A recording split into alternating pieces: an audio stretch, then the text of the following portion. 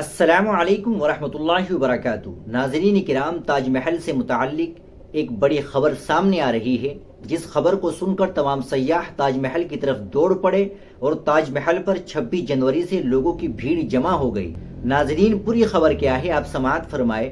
مغل بادشاہ شاہ جہاں کا 3 روزہ عرس اتوار سے تاج محل میں شروع ہو گیا ہے۔ اس مدت کے دوران تاج محل دیکھنے والوں کے لیے پہلے 2 دن دوپہر کے بعد اور پورے تیسرے دن داخلہ مفت رہے گا۔ عرس کے دوران تاج محل میں شاہ جہاں اور ان کی بیگم ممتاز کے اصل مقبروں کو بھی عوام کے دیکھنے کے لیے کھول دیا جائے گا۔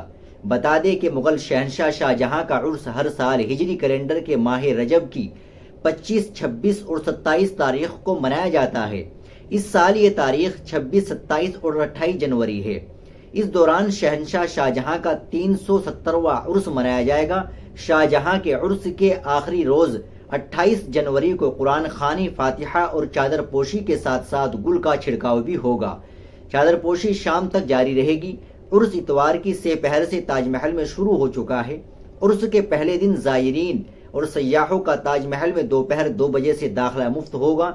اس کے ساتھ ساتھ شاہ جہاں عرس سیلیبریشن کمیٹی دیگر کمیٹیوں اور ASI ملازمین کے ساتھ عرس کی تمام رسومات پہلے دن دوپہر کو تاج محل کے مرکزی مزار کے تہہ خانے میں ادا کرے گی۔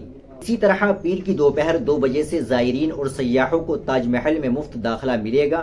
عرس کے تیسرے دن 28 جنوری کو تاج محل آنے والے سیاحوں اور زائرین کے لیے طلوع آفتاب سے غروب آفتاب تک مفت داخلہ ہوگا۔ ناظرین اکرام، آپ اس ویڈیو کو زیادہ سے زیادہ شیئر کریں، لائک کریں، چینل کو بھی سبسکرائب کر لیں۔ ملتے ہیں انشاءاللہ اگلی ویڈیو کے ساتھ۔ السلام علیکم ورحمۃ اللہ وبرکاتہ۔